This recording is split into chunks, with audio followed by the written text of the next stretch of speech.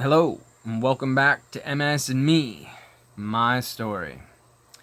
So, for those who are just coming in, my name is Tyler Olson Meyer, and I'm here to tell my story about how I feel I came to have MS.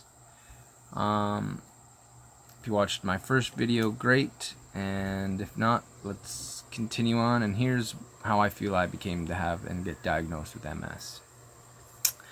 I woke up one morning on a Monday, sometime in October, sometime in 16th or something like that. And I had very weird tingling feeling on the very tip of my pointer and my thumb on my left hand. And I decided, nothing really of it, or didn't think anything much of it, went to work, and that was that. Day 2, I woke up in the morning, my hand was completely numb. Again, I was a little confused. Didn't really think too much of it. Like, it'd probably go away. It's a pinched nerve or something. So I went to work.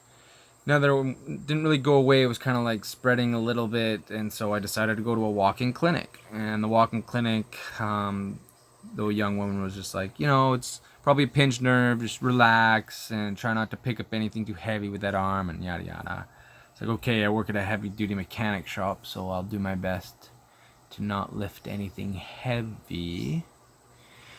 And I went, so Wednesday, day 3, I woke up, and as I put my deodorant on, I could barely feel what I was putting my deodorant on in my armpit there. So again, I was like, well, gotta make that money, gotta pay the bills. So I went into work and did my best, and then by the end of the day I could feel it like almost a line halfway down my body, and it was like I got shot with one of those Novocaine needles from the dentist. And so it felt like everything was swollen and out here, but it was numb. I couldn't really, it was weird to the touch. So at the end of the 3rd day, I decided to go to a different walk-in clinic and see what they said. And this walk-in clinic, this gentleman was like, oh yeah, you're totally fine. Just go home and have a beer and relax. You'll be good. I was like, okay. I don't drink beer. I smoke marijuana. So I'm going to go home and smoke a joint and relax and see what happens. Day 4, Thursday, I wake up, decide not to go to work and see where this goes.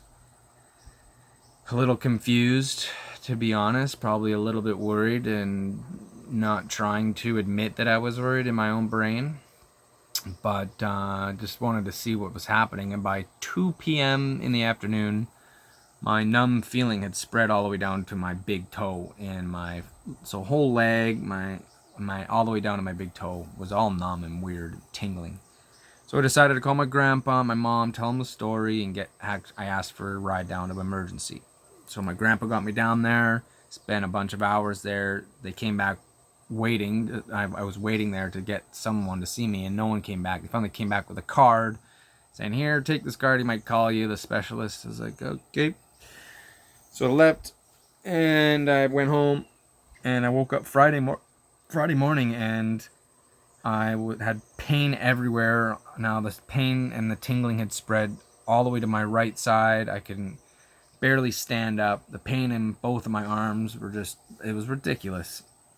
So my mom took me, or my grandpa I think ended up taking me to emergency again.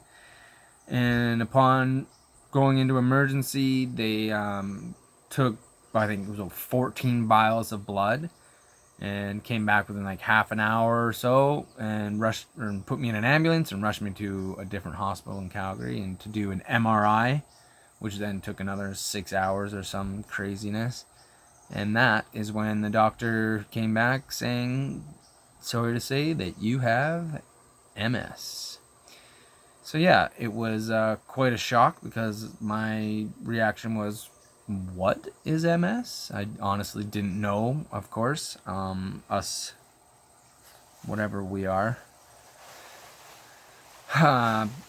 I just didn't know. I never heard of it, or maybe I'd heard of it, just didn't really look into it and know what the actual symptoms were and what people were going through who had it. And I found out that it's Canada's #1 disease, and one of the main reasons why it is a big thing in Canada and whatnot is that it is to do with the lack and the deficiency of vitamin D in the people's bodies.